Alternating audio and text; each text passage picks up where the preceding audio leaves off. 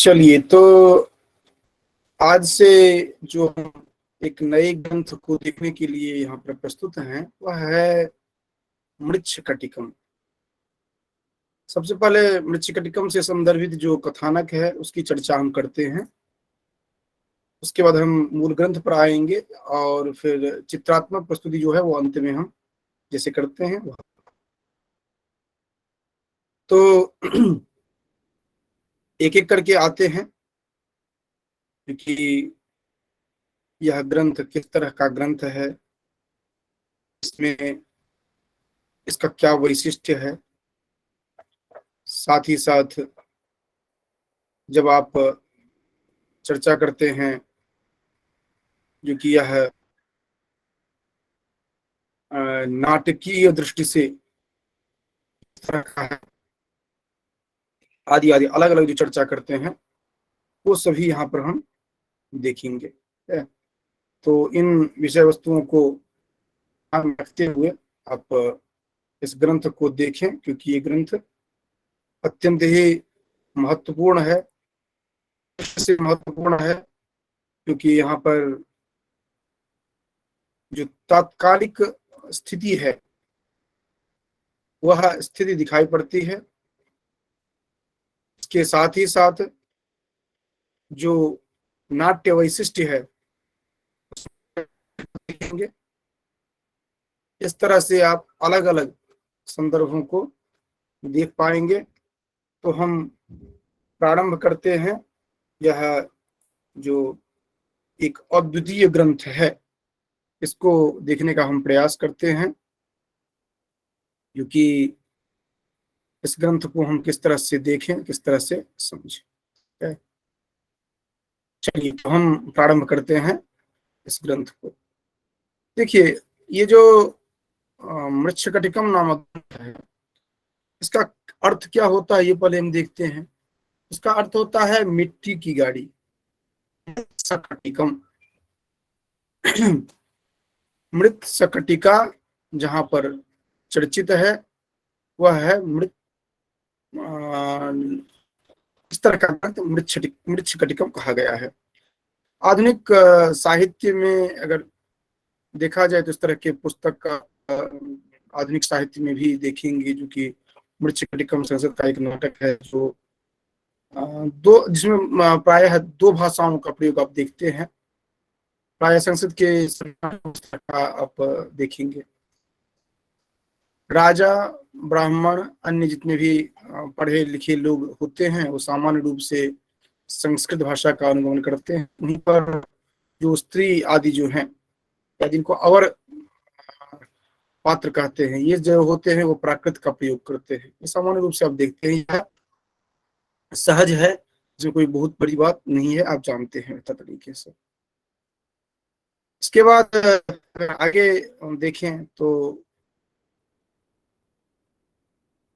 सामान्य रूप से मृच्छकटिकम की बात अगर करते हैं तो राजा शूद्रक जो है उन्होंने लिखा है। हालांकि बहुत सारी समस्याएं भी है। जब आप मूल नाटक पढ़ना शुरू करेंगे तो वहां पर देखेंगे जो कि ये शूद्रक जो है स्वयं भस्मसात हो जाते हैं, तो लिखता कौन है, ये सब बहुत सारी बातें आएंगी, हम देखेंगे भी जब मूल ग्रंथ देखने लगेंगे। कुछ लोग ये कहते हैं कि शूद्रक कोई इस तरह के का नहीं था, वो केवल एक कल्पित पात्र मात्र रहा था। किंतु शूद्रक कोई राजा था, इसका उल्लेख में हम स्कंद पुराण की चर्चा अगर करें तो वहां पर हम देखते हैं। भास कवि ने एक नाटक लिखा था जिसका नाम था दरिद्र चारुदत्तम। तो दरिद्र चारुदत्तम की भाषा और कला जो है वो मृच्छकटिक जो है उससे भी बहुत पुराना है। आप जानते ही हैं, इसका समय का अगर देख लें तो समझ में आ जाता है। इस तरह शूद्रक के बारे में स्पष्ट रूप से कुछ नहीं कह सकते हैं आप। कादम्बरी में राजा शूद्रक को पात्र बनाया गया है, लेकिन यह नहीं हो सकता है क्योंकि बाण का समय जो है 6वीं शताब्दी है। इस तरह से कह सकते हैं कि शूद्रक जो है वह कोई कवि थे जो राजा भी थे, इस तरह का कहा जा रहा है, कह सकते हैं हम। और कालिदास के समय तक उनकी प्रधानता नहीं रही, ये भी कह सकते हैं, क्योंकि जहां पर भास, सौमिल्य, कविपुत्र आदि के गिनाया गया था, वहां पर शूद्रक का नाम नहीं दिया गया था। खैर जो भी हो, मृच्छकटिकम का अगर कथाओं की बात की जाए तो मृच्छकटिकम में दो कथाएं हैं, एक चारुदत्त की और दूसरी आर्यक की। गुणात्मक कथा में गोपाल दारक जो है, आर्यक के विद्रोह की जो कथा है, वह बृहत कथा में जो वर्णित है, अपने मूल पैशाची भाषा में बड्ड कहा, ये पैशाची भाषा में कहते हैं, बृहत कथा इस नाम से लिखी गई थी। और यह जो नाटक है वह प्रथम या द्वितीय सदी का रहा है। यह कथानक, ये जो है मृच्छकटिकम, यह अपने आप में बहुत महत्वपूर्ण स्थान रखता है। इसमें गणिका का प्रेम जो है वह मूल रूप से दिखता है। यह विशुद्ध प्रेम जो है वह धन के लिए नहीं है, क्योंकि वसंत सेना जो है चारुदत्त से प्रेम करती है।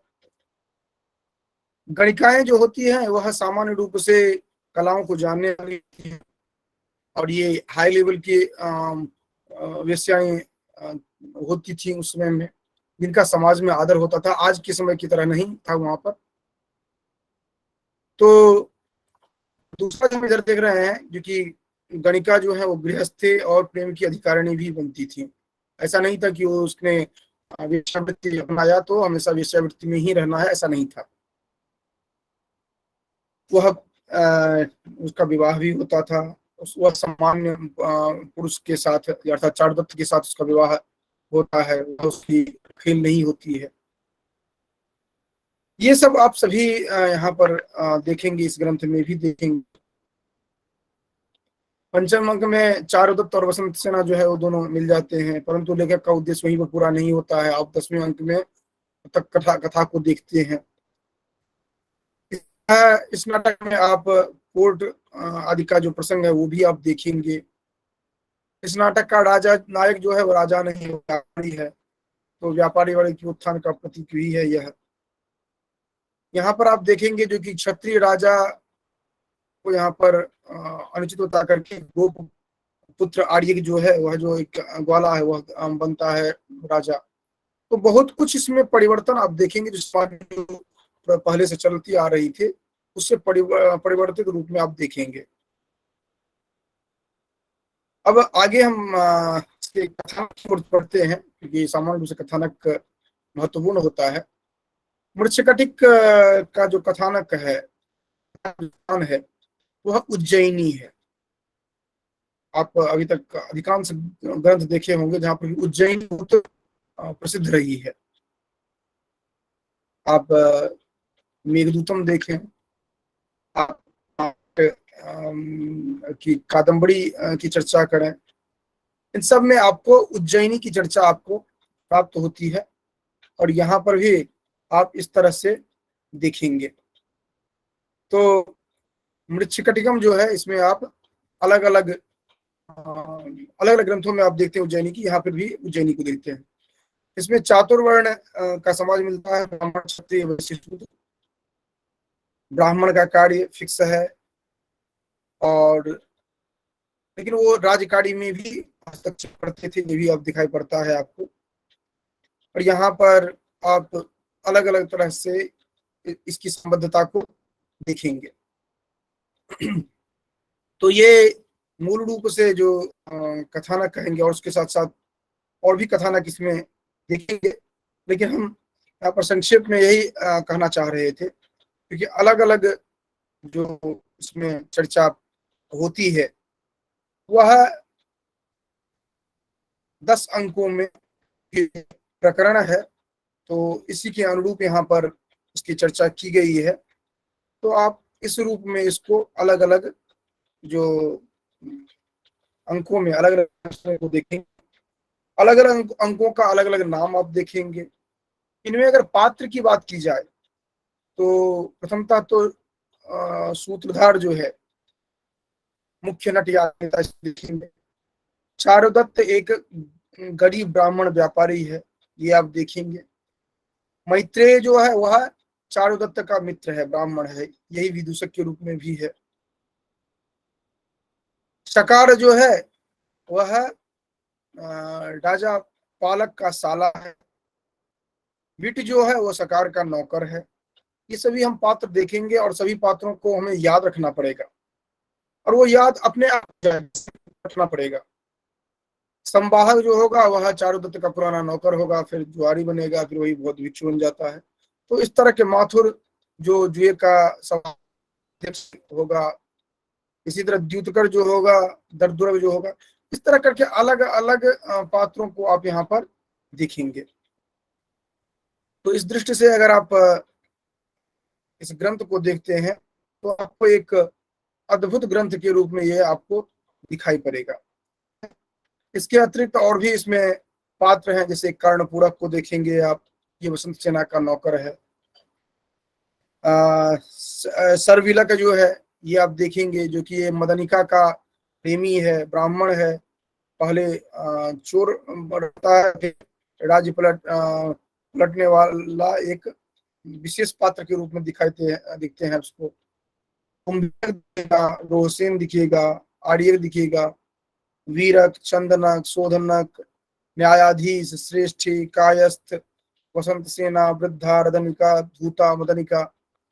देखिए इतने सारे पात्र होंगे और इनके जो प्रश्न बनते हैं ऑब्जेक्टिव में, उसमें इन पात्रों के बारे में पूछा जाता है। अब समस्या ये हो जाती है कि आप पहले तो सबसे बड़ी समस्या यहाँ पर है जो कि पात्रों का नाम कैसे याद रखें। ये जो अलग अलग अंक हैं, अंकों का नाम आप कैसे याद रखें, ये सब कुछ विशेष आपके लिए महत्वपूर्ण हो जाता है, जिसको कि आप याद रखना पड़ता है। तो जब आप कथानक देखते हैं तो कथानक के साथ आपको स्वयं ये समझना है, क्योंकि वस्तुतः कौन पात्र है, वो पात्र किस तरह का होता है, आदि आदि जो है वो आप पूर्ण रूप से जानने लगते हैं। तो हम प्रारंभ करते हैं। यह ग्रंथ जो है मृच्छकटिकम, यह ग्रंथ प्रारंभ करते हैं। और ग्रंथ के प्रारंभ में ही आप देखेंगे जो कि इसका तो अंकशः जो विवरण है वो पहले हम एक बार देख लेते हैं, जो कि उसके बाद फिर हम आगे बढ़ेंगे। तो ग्रंथशः एक बार हम अंकशः एक बार हम देख लेते हैं, उसके बाद क्या होगा कि हम सहज रूप से इसको समझ पाएंगे, वस्तुतः हर एक अंक में किस तरह का है कि हम समझ पाएंगे। तो एक एक करके हम चर्चा करते हैं, ध्यान रखेंगे कि प्रथम अंक में क्या है, द्वितीय अंक में क्या है, आदि। तो चलते हैं, देखते हैं जो कि क्या है अंकशः इसका विवरण।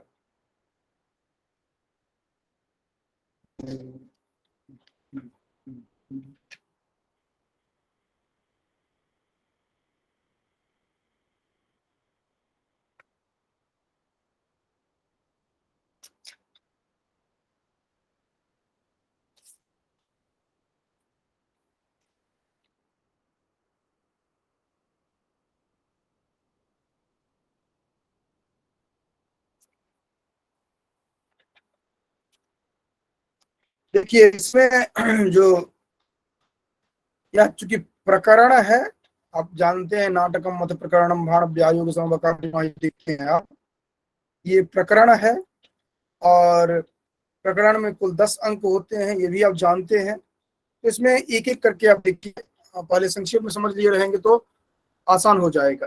पहला है कि का स्थान जो होता है वह राजमार्ग तथा चारुदत्त का घर होता है।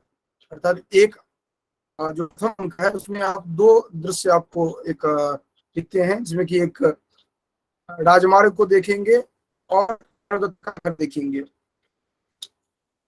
यहाँ पर समय जो है वो फाल्गुन कृष्ण षष्ठी है। सामान्य रूप से आप विवरण देखेंगे उसमें पता चलेगा आपको, क्योंकि फाल्गुन कृष्ण षष्ठी है, प्रदोष काल का अंधकार है अर्थात रात्रि है, और लगभग 8 बजे इस अंक की घटनाएं आरंभ होती है। और वसंत सेना जो है वह और वसंत सेना के घर लौटने पर यह समाप्त हो जाता है। चंद्रोदय का लगभग 11 बजे का समय रहा होगा। तो ये आप देखते हैं, इसका समय जो है ये देखते हैं प्रथम अंक का। प्रथम अंक का जो विवरण देखेंगे, विषय वस्तु, तो वह भी इसी तरह का आपको कुछ हद तक दिखाई पड़ेगा, जो कि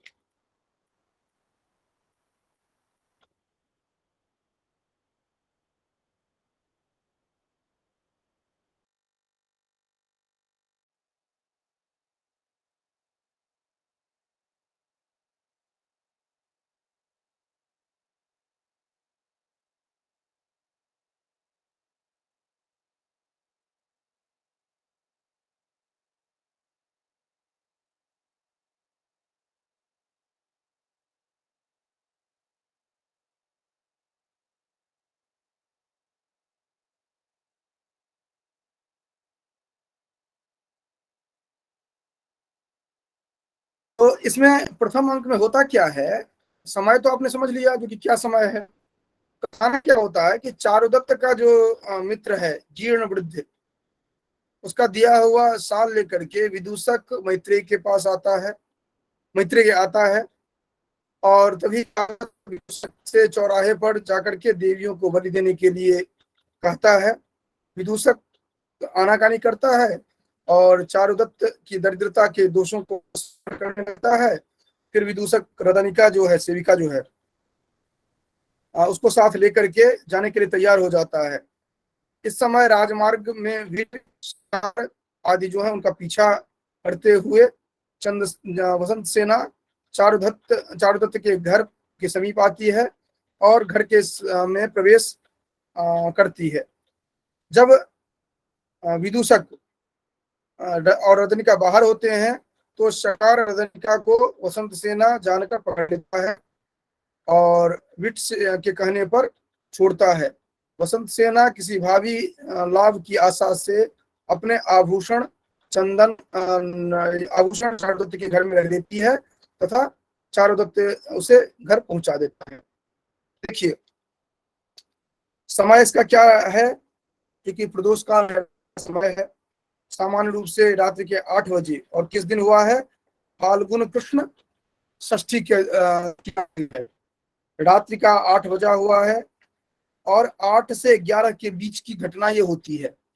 8 से 11 के बीच में क्या घटना होती है कि जीर्ण चारुदत्त का एक मित्र है जीर्ण वृद्ध, उसका दिया हुआ शाल लेकर के विदूषक मैत्रेय आता है, और विदूषक जो है वो चौराहे पर, ये चारुदत्त से निवेदन करता है कि चौराहे पर देवियों के बलि के लिए जाए, लेकिन विदूषक जो है वो आनाकानी करता है। तो वह अपने दिन को स्मरण करने लगता है, जो कि मेरी निर्धनता हो गई है, इस कारण से हमें लोग ऐसी उपेक्षा करते हैं, क्योंकि विदूषक भी मेरी बात नहीं मान रहा है। विदूषक मैत्रेय है, क्यों आया है, तो इसका जो मित्र जीर्ण वृद्ध है उसके द्वारा जो शाल दिया गया वो लेकर के आया है। फिर क्या होता है कि जब इस तरह वो करने लगता है तो विदूषक जो है वह अर्थात मैत्रेय जो है वह इसका रदनिका जो सेविका है उसको लेकर के चला जाता है वह देवियों को बलि देने के लिए। ये तो हो गया, एक प्रसंग हो गया, ठीक है। चार ठीक। उधर क्या हो रहा है, जो कि ये जो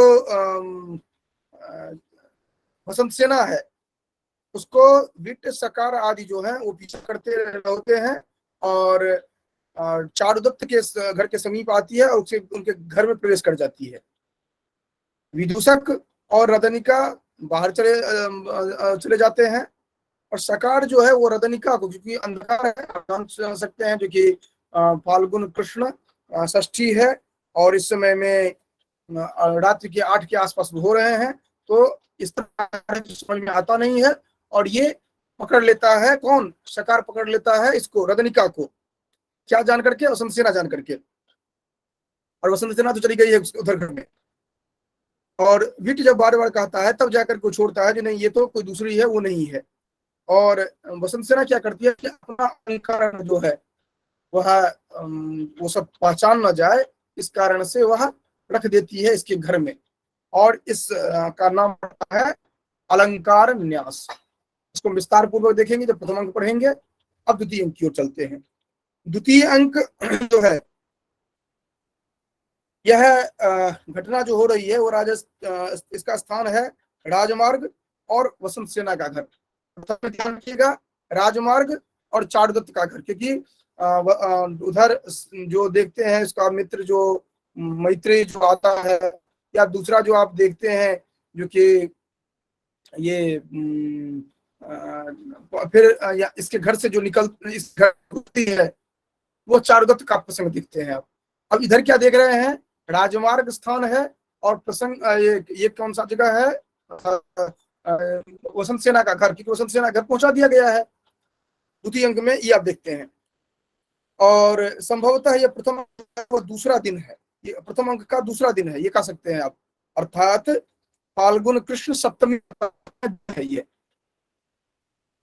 क्योंकि इस समय में जाति पुष्प वासित साल चारुदत्त द्वारा कर्णपुरक को दिया जाता है, वह तभी सुगंध युक्त होता है।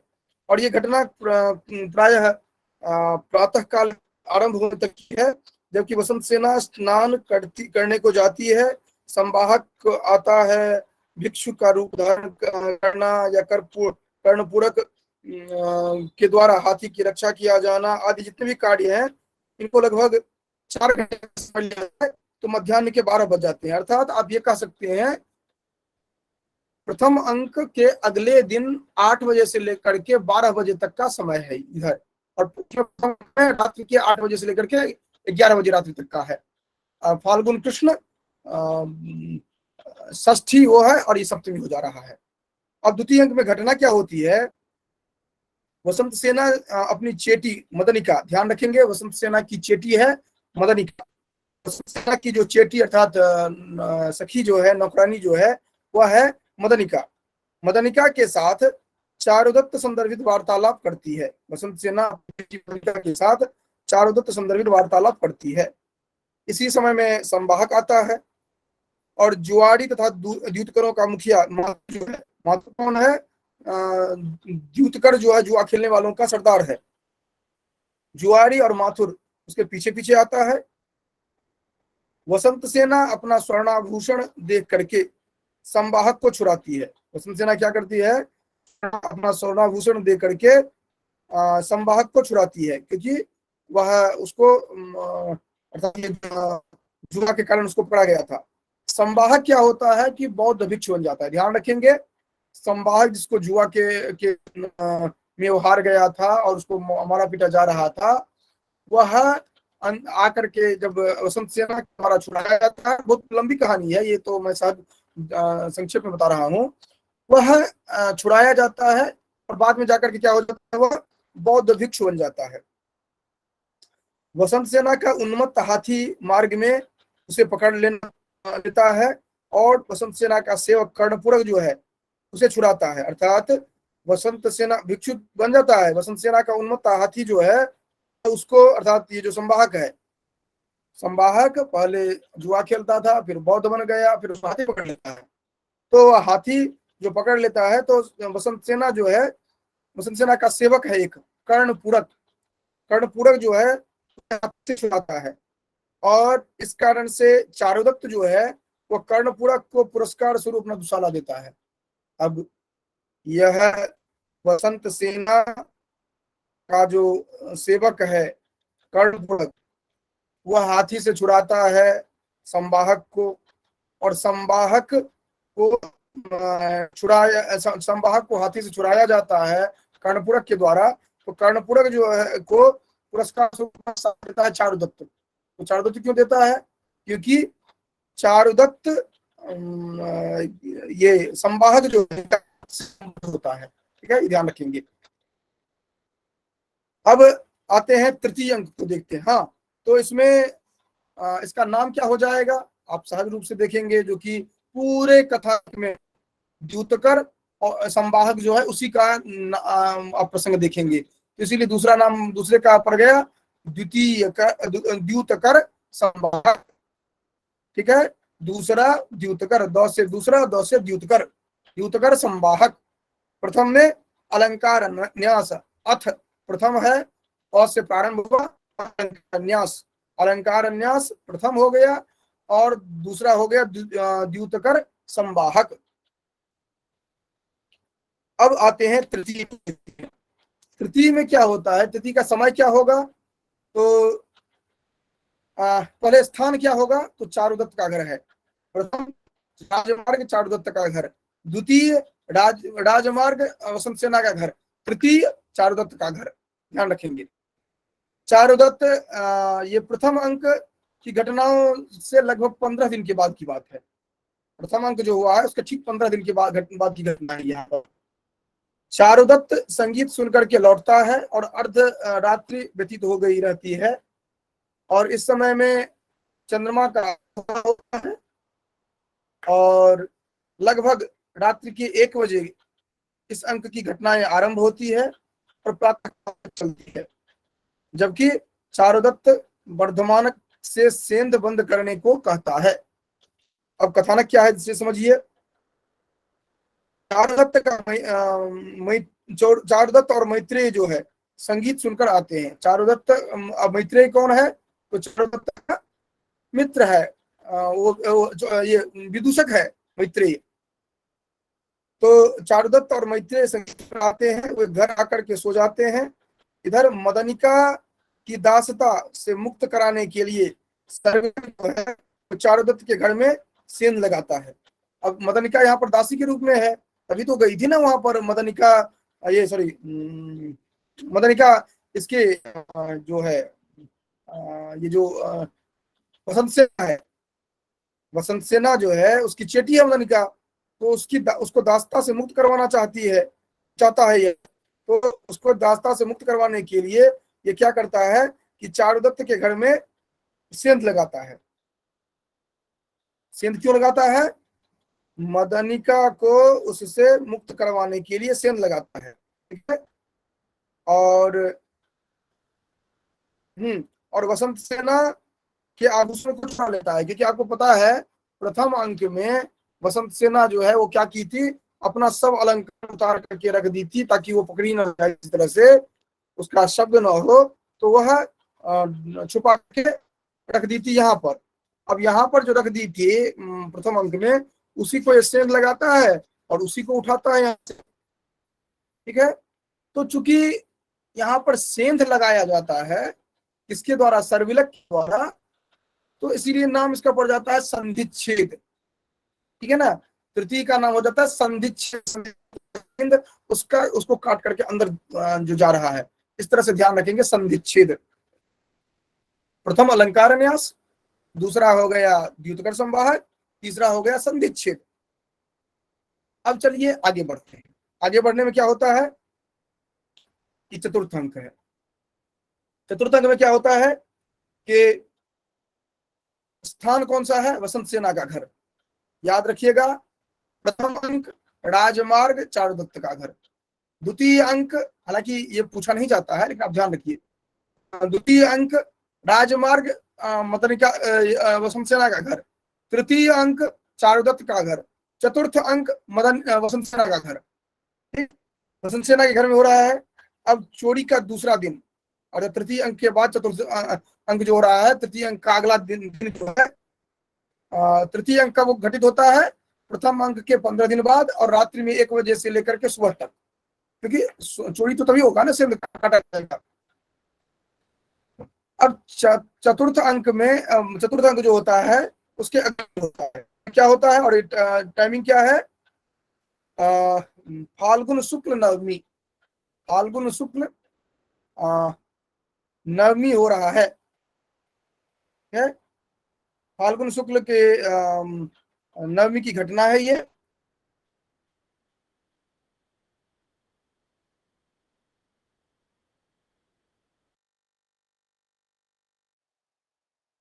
तृतीय अंक जो है तृतीय अंक के अगले दिन का है। रात्रि में चोरी करता है, वो सेंध काटता है, आभूषण चुरा लेता है। और अब जाकर के क्या करेगा ये कि अपनी प्रेमिका को मुक्त करवाना चाहेगा। वो कैसे मुक्त करवाएगा? तो वो जो चुरा करके लाया है वो जाकर के देने के लिए जाएगा ये। तो क्या होगा, जो सर्विलक जो है, अर्थात अगले दिन सुबह 8 बजे वो क्या करता है, वो मदनिका को मुक्त करवाने के लिए वसंत सेना का घर जाता है।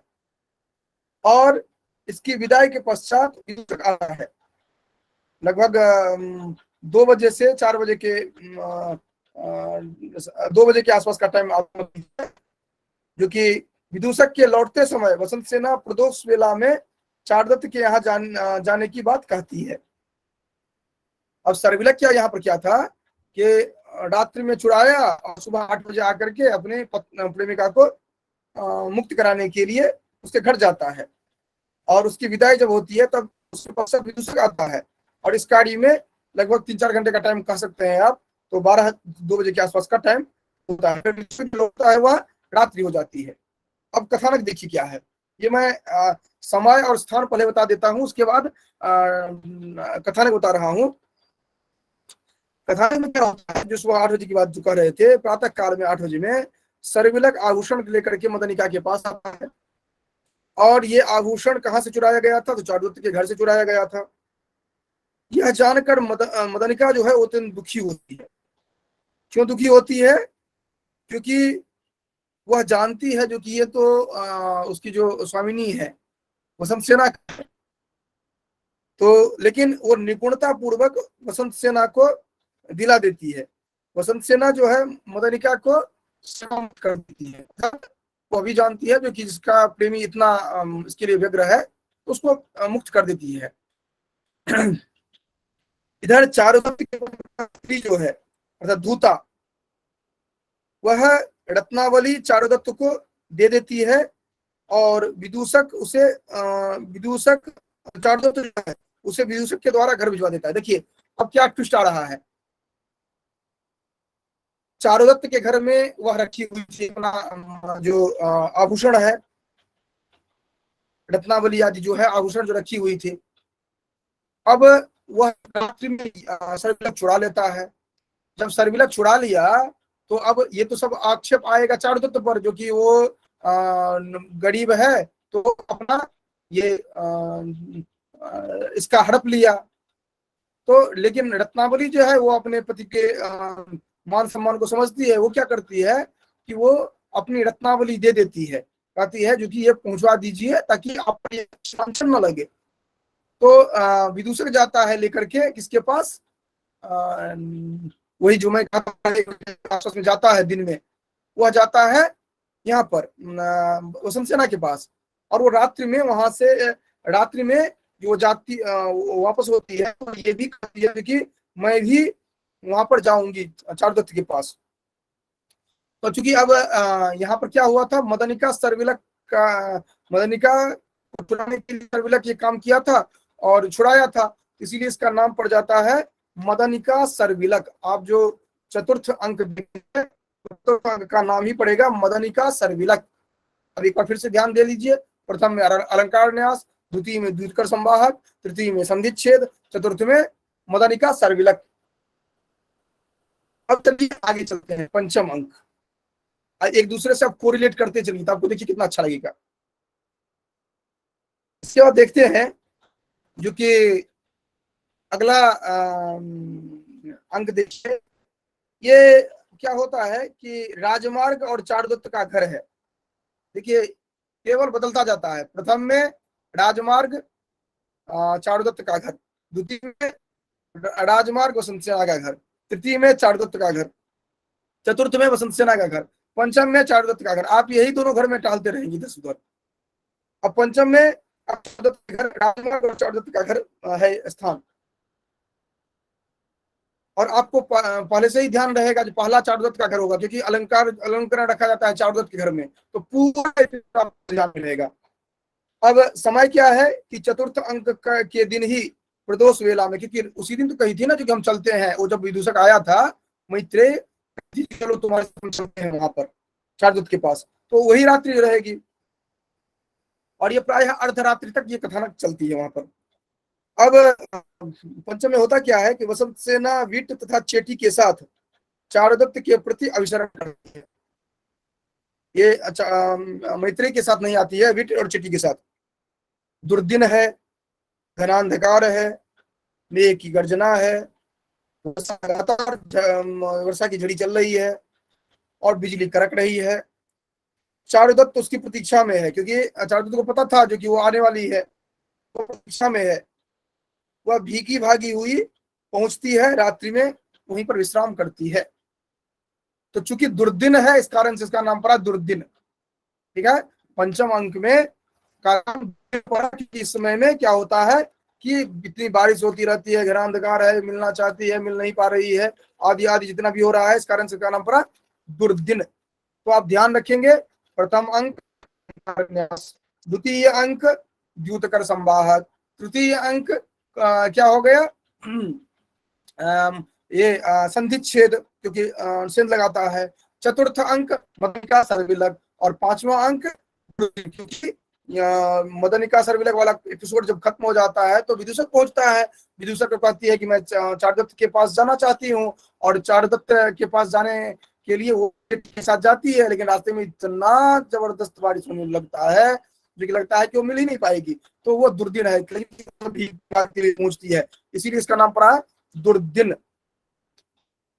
अब छठे अंक को देखिए। छठे अंक का स्थान है राजमार्ग। ये पहला अंक है जिसमें कि रास्ते में बातें होती है ना। ये ध्यान रखेंगे, छठा अंक ही ऐसा है जहां पर न चारुदत्त का घर है और न ही ये वसंत सेना का घर है। और ये कैसे आपको ध्यान में रहेगा, तो ये दोनों के जीवन का मार्ग ही है एक, जिसमें जाकर के रोहसेन का प्रसंग आता है, मिट्टी की गाड़ी का प्रसंग आता है। ये पूरा एपिसोड जो है, ये छठा अंक जो है, ये इन दोनों के जीवन का मार्ग ही है, ये आप कह सकते हैं। तो इसीलिए न तो इसमें चारुदत्त के घर की बात आती है और न ही वसंत सेना के घर की बात आती है। यह जो होता है वह क्या होता है कि प्रवहन विपर्य अंक आप देखेंगे इसको, या यान परिवर्तन जो होता है इसी में होता है। प्रवहन यान है, विपर्य मतलब बदल जाना, अर्थात न तो चारुदत्त के घर की बात है न वसंत सेना के घर की बात है। ये छठा अंक प्रथम अंक है जो सिर्फ राजमार्ग पर घटित होती है। और राजमार्ग पर क्या घटित होगा, राजमार्ग पर तो वही यान ही तो दिखेगा ना, मार्ग पर तो यान ही चलते हैं। तो प्रवहन विपर्य है छठा। ठीक है, प्रवहन विपर्य है छठा अंक है। ये ध्यान ध्यान रखेंगे, षष्ठ अंक ही प्रवहन विपर्य है, कंफ्यूज नहीं करेंगे।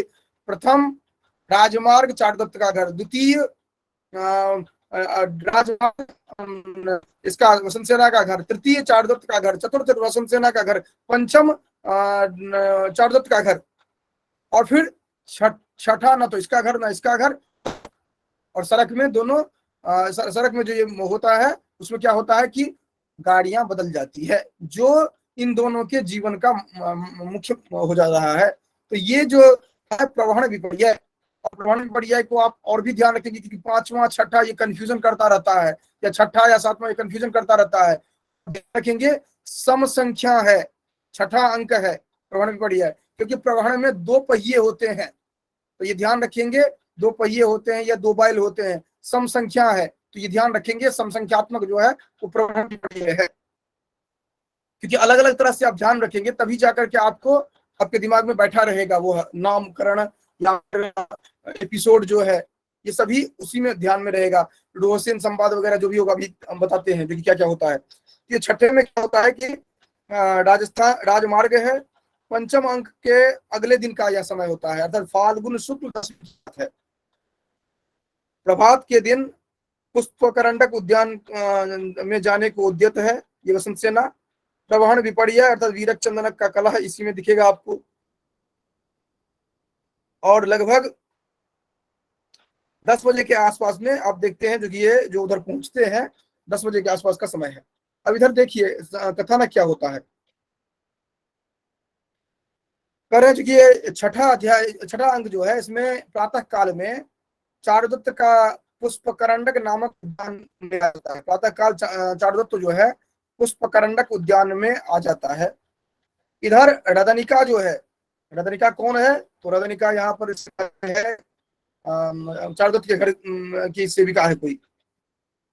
रदनिका जो है वह ये रदनिका जो है वो चारुदत्त की दासी है, ध्यान रखेंगे। रदनिका और मदनिका दो देखते हैं आप, तो रदनिका चारुदत्त की, मदनिका वसंत सेना की। रदनिका चारुदत्त की है, वो कैसे आप ध्यान में रख सकते हैं, तो इस तरह से ध्यान में रखेंगे आप, र से रदनिका और चारुदत्त में भी र है, और मदनिका जो है वह वसंत सेना का है, तो वसंत सेना के करीब में, अर्थात य र ल व और मो जो है वह उस करीब में होगा। और हालांकि उस प्रसंग से रदनिका भी आ जा रही है, ये इसी तरह ध्यान रखिए, चारुदत्त में रकार है और रदनिका में रकार है, तो वह रदनिका चारुदत्त की सेविका है, मदनिका जो है वह उसकी सेविका है, दोनों सेविका ही है। रदनिका मदनिका जो है इसमें कंफ्यूज मत करिएगा। तो रदनिका जो है चारुदत्त की सेविका है। अब ये इसकी सेविका जो है रदनिका, वो क्या करती है कि चारुदत्त के पुत्र रोहसेन को लेकर के, रदनिका रोहसेन को लेकर आती है, ये भी ध्यान रखिएगा। रदनिका रोहसेन को लेकर के आती है किस, कहां पर, वसंत सेना के पास। रोहसेन सोने की गाड़ी पाने के लिए आग्रह करता है, वो सोने की गाड़ी चाहता है।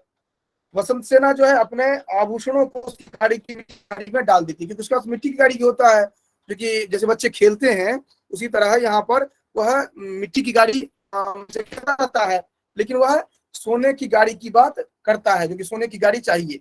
और सोने की गाड़ी कहाँ से लाया जाए, तो वो जो वसंत सेना क्या करती है कि अपना आभूषण जो है वह उसके मिट्टी की गाड़ी में डाल देती है। अब मिट्टी की गाड़ी में जो यहाँ पर ये तो डाल दी है, और तब वह भी पुष्पकरंडक उद्यान जो है वहां जाने को तैयार होती है, अर्थात ये जो वसंत सेना है। और लेकिन होता क्या, यहाँ पर ब्रह्मवश चारुदत्त की गाड़ी के बदले में यह शकार की गाड़ी में बैठ जाती है। प्रवण विपर्य जो होता है किसका होता है, एक चारुदत्त की गाड़ी है, जो कि चारुदत्त मिलना चाहता है पुष्पकरंडक उद्यान में, और इधर शकार की गाड़ी है, तो दोनों गाड़ी एक जैसी ही थी, तो वो गाड़ी में बैठ जाती है, शकार की गाड़ी में।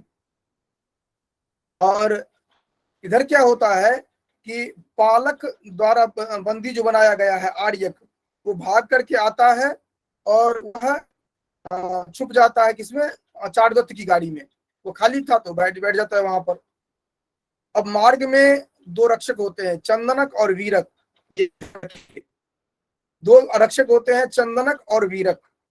आप इस तरह ध्यान रख सकते हैं, जो कि वीरप्पन जो है वह चंदन तस्कर वीरप्पन जो है, इस तरह ध्यान रख सकते हैं। चंदनक और वीरक, चंदन तस्कर वीरप्पन के नाम पर आप ध्यान रख सकते हैं, क्योंकि चंदनक और वीरक ये है। तो ये जो दोनों गाड़ी का को चेक करते हैं, दोनों में झगड़ा होता है, और ये आप आगे प्रसंग देखेंगे विस्तार पूर्वक, हम दोनों में झगड़ा होता है वहां पर। तो ये छठा अंक है। अब सातवें अंक, हाँ, तो छठा अंक का नाम क्या पड़ेगा, प्रवरण विपर्य, ये तो आप जान ही गए हैं। प्रथम अंक कौन सा है, अलंकार न्यास। द्वितीय अंक कौन सा है, जो कि द्यूतकर संवाहक। तृतीय अंक कौन सा है, संधिच्छेद। चतुर्थ अंक कौन सा है, मदनिका सर्विलक। पंचम अंक कौन सा है, जो कि दुर्दिन। छठा अंक कौन सा है, ये प्रवरण विपर्य। अब सातवें अंक को देखिए, सातवां अंक स्थान कौन सा है, पुष्पकरंडक उद्यान, क्योंकि पुष्पकरंडक उद्यान में ही तो जाना था ना, वो राजमार्ग होते हुए कहां पर जाती वो जाते। अब राजमार्ग में तो मिलन हुआ था, रोशन वगैरह देखे थे, सब कुछ ये था। अब ये पुष्पकरंडक उद्यान पहुंची, क्योंकि वो गाड़ी तो पुष्पकरंडक उद्यान पहुंच गए।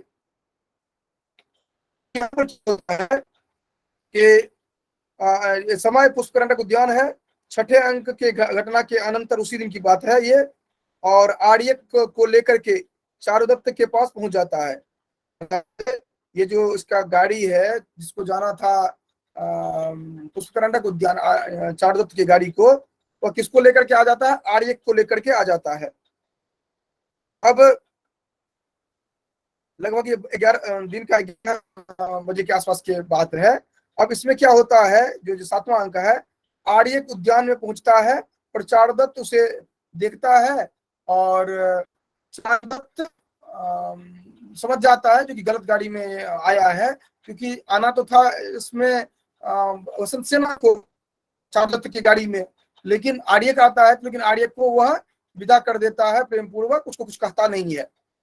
और इसी कारण चूंकि आर्य उस गाड़ी में बैठा हुआ था, इस कारण से इसका नाम पड़ा है आर्य का अपहरण। आर्य का अपहरण होता है, अर्थात आर्य गलत गाड़ी में बैठ गया है, इस कारण से आर्य का अपहरण नाम पड़ता है। तो ध्यान ये रखेंगे, क्योंकि प्रवहन विपर्यय के बाद आर्य का अपहरण उसी गाड़ी में बैठेगा ना वो। अब आइए 8वां अंक देखिए, क्योंकि 8वां अंक का भी स्थान है पुष्पकरंडक उद्यान ही है। छठे अंक के घटना के अनंतर ही वह उद्यान से चला जाता है, ये चारुदत्त उद्यान से चला जाता है और भिक्षु उद्यान में प्रवेश करता है। वही फाल्गुन शुक्ल दशमी दिन है। इसका आरंभ मध्याह्न से होता है, क्योंकि इससे पूर्व तो 11 बजे तक तो 7वां अंक ही है। अब क्या होता है कि गाड़ी का वसंत सेना का मोटन और उसका पुनर्जीवन, ये सब कार्य यहाँ पर होता है। अब इसमें क्या होता है कि ये देखिए, अर्थात वह तो चला जाता है, अर्थात वो देखता है कि अब तो वसंत सेना आई नहीं, तो यह चला जाता है चारुदत्त जो है। इसके बाद क्या होता है कि ये जो है भिक्षु, कौन भिक्षु? आपने देखा था वही भिक्षु, वहां पर संवाहक जो भिक्षु बना था, करें वह भिक्षु उद्यान में आता है। सकार उसे पीटने को उद्यत है, वह किसी तरह भागता है और वसंत सेना उद्यान में पहुंचती है। उसे देखकर सकार प्रणय प्रस्ताव करता है, तो उसे नहीं करती है, तो वसंत सेना का गला घोंट देता है और सूखी पत्तियों में उसे दबा करके भाग जाता है। बौद्ध भिक्षु वहां आता है और वसंत सेना को पुनर्जीवित करता है।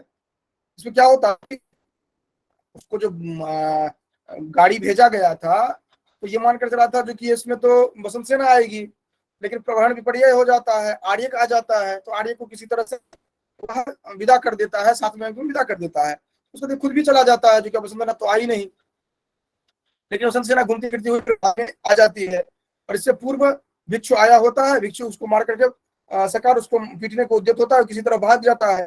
वसंत सेना जो आती है, वसंत सेना को सकार जो है वह प्रस्ताव करता है, प्रणय प्रस्ताव करता है, लेकिन मना कर देती है, गला घोंट देता है, गला घोंट करके पत्तियों में दबा देता है उसको। तो और उसके बाद वो सकार चला जाता है। तो ये बौद्ध भिक्षु वहां आता है, वसंत सेना को पुनर्जीवित करता है, तो वसंत सेना का पुनर्जीवन प्राप्त होता है, इसलिए वसंत सेना मोचन ये इस अंक का नाम पड़ा है। वसंत सेना मोचन या मोटन इस तरह का की होता है। अब 9वां अंक देखिए, 9वें अंक में क्या होता है कि इस अंक की घटना है जो कि वहां का कोर्ट है, न्यायालय है। ये घटना 8वें अंक के घटना के दूसरे दिन होता है, क्योंकि वीरक कहता है, वीरक कहता है जो कि वह रात्रि की चर्चा करता है, इस कारण से रात्रि के बाद प्रभात की चर्चा करता है, इस कारण से माना जाता है कि अगले दिन की घटना है। भिक्षु जो है वो अपने कथन से इस बात का समर्थन नहीं होता है, वो कहता है कि ये पूर्वान्ह की घटना इस तरह का समझ में आता है, लेकिन जो भी हो, जबकि घटना हो, यह न्यायालय की घटना होती है। न्यायालय की अर्थात व्यवहार की घटना होती है। व्यवहार किसको कहते हैं, हमने पढ़ा हुआ है, जो कि ये स्मृत्याचार व्यपेतेन मार्गेण घर्षिते परे व्यवहार पदम हितत्, मतलब एफआईआर वगैरह जो करवाया गया था उस कोर्ट में, उसकी बात की जा गई है, न्यायालय की बात है। में सकार न्यायालय जाता है और चारुदत्त पर वसंत सेना की हत्या का अभियोग लगाता है, क्योंकि चारुदत्त पुष्करंडक उद्यान में था और वो तो चला जाता है, लेकिन ये तो किसी को पता नहीं होता है। सबको पता तो यही है कि चारुदत्त पुष्करंडक उद्यान में है, वसंत सेना को बुलाया गया है, तो वसंत सेना को जो मारा गया वह चारुदत्त ने ही मारा, इस तरह का अभियोग लगाया जाता है।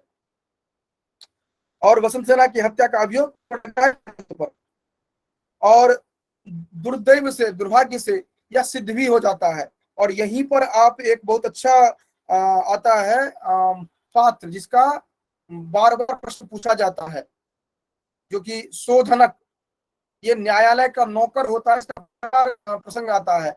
शोधनक कौन है? तो न्यायालय का नौकर है, अर्थात न्यायालय में काम करने वाला है, सेवक है। और फिर न्यायाधीश का आता है, कायस्थ का आता है, लेकिन मूल रूप से शोधनक का ज्यादा आता है प्रसंग। तो ये ध्यान आप रखेंगे, ये न्यायालय का आता है। और अब कौन सा पात्र कहाँ पर है, किस तरह से है, ये तो आप अपने आप उसको बोलेंगे किस तरह पर कौन सा पात्र है, किसकी बात हो रही है। अब ये जो न्यायालय में यह सिद्ध हो जाता है और चारुदत्त को मृत्युदंड दे दिया जाता है। चारुदत्त को मृत्युदंड दे दिया जाता है। तो आप ध्यान रखेंगे, जो कि 9वें में, 10वें में तो मृत्युदंड के लिए लाया जाएगा और इसको बच जाएगा, ये मिलन होगा। तो 10वें में तो फाइनलाइज है, 9वें में है न्यायालय, 9 से न्यायालय। और न्यायालय में चूंकि व्यवहार है, इसी कारण से इसका नाम पड़ेगा व्यवहार। ठीक है, तो अंक का नाम व्यवहार जो पड़ेगा वो इसी कारण से 9वां है, न्यायालय वाला है, न्यायालय में व्यवहार होता है, अर्थात एफआईआर आदि जो है उसका प्रक्रिया होती है, और वही व्यवहार कहा जाता है टेक्निकल टर्म में। तो व्यवहार प्रसंग है यहाँ पर, और इसी में आपको जितने भी मिलेंगे शोधनक आदि जो मिलेंगे, स्वाभाविक सी बात है, वो अन्य जगह थोड़ी मिलेंगे। और 10वां अंक जो है ये बहुत महत्वपूर्ण है। इसमें क्या होता है कि 10वें अंक में राजमार्ग, वधस्थान और राजा का महल, ये सब दिखता है वहां पर। इसमें 9वें दिन की ही घटना है ये। चारुदत्त को मृत्युदंड सुनाया जाता है, चांडालों को सौंप दिया जाता है, और उसके कुछ समय पश्चात चारुदत्त को वध के स्थान में लाया जाता है। और प्रायः संध्या काल का ये समय है, 4 बजे के आसपास का समय है। और यहाँ पर क्या होता क्या है कि चारुदत्त जो है वह श्मशान लाया जाता है, क्योंकि उसका वध होना है। अब विदूषक और तथा रोहसेन जो है वो भी वहां पहुंच जाते हैं। फांसी अब लगने वाला ही है, जैसे आप फिल्मों में देखते हैं उसी तरह है। भिक्षु जो है वो वसंत सेना को लेकर के पहुंच जाता है, क्योंकि भिक्षु ने ही तो बचाया था ना वसंत सेना को, संवाहक जो बना हुआ था, उसी की बात हो रही है। इधर पालक जो है, पालक को मारकर राजा आर्यक जो है वह आर्यक राजा बन गया है। पालक जो था, जो जिस आर्यक को इसने बचाया था, उसको वह राजा बन गया है अब। और उसका मित्र सर्विलक जो है वो भी स्मशान में पहुंच जाता है। चारुदत्त के स्थान पर सकार को फांसी का दंड दिया जाता है। वहां पर आकर के फाइनल हो जाता है कि नहीं, चारुदत्त ने नहीं मारा था, ये मारा था, क्योंकि सब कोई उसके गवाह हो जाते हैं। तो सकार को फांसी का दंड दे दिया जाता है, किंतु चारुदत्त जो है उसके क्षमा कर देता है, और वसंत सेना को वधू पद से अलंकृत किया जाता है, और चारुदत्त वसंत सेना का विवाह हो जाता है। तो इस तरह से आपने देखा, जो कि संगृति अर्थात अंतिम अंक जो है ये 9 आपने देखा था, जो कि व्यवहार दिया गया था। 9वें अंक का नाम व्यवहारो नाम नवमों है। और वहीं पर 10वां अंक जो है, इसमें क्या होता है, उपसंहृति होती है, सब कथानक जो है वह वहीं पर समाप्त होता है। तो इस कारण से इसका नाम आप देखते हैं, जो कि संहार ऐसा नाम दिया गया है। ये 10वां अंक का नाम आप देखते हैं संहार। इस तरह से आप संपूर्ण अंक को देखते हैं, जितने भी हैं, ये संहारो नाम 10वां अंक का कहा गया है।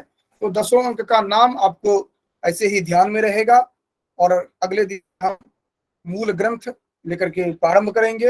ये कथानक जो आपके दिमाग में रहेगा, तो आप भागेंगे नहीं, इधर नहीं होगा आपका मन मस्तिष्क, अन्यथा आपको एक प्रवाह में बह जाएंगे। अब क्या होगा कि हर एक अंक का दायरा आपको पता है, उस अंक में क्या हुआ है, क्या क्या समय रहा है, क्या घटना रही है, तो आप सहजतया पात्रों को समझ सकते हैं और अच्छी तरह से जान पाएंगे। चलिए समाप्त करते हैं। अगली कक्षा अभिज्ञान शाकुंतलम के लिए 2 मिनट के बाद जुड़ जाएगी। धन्यवाद सभी को।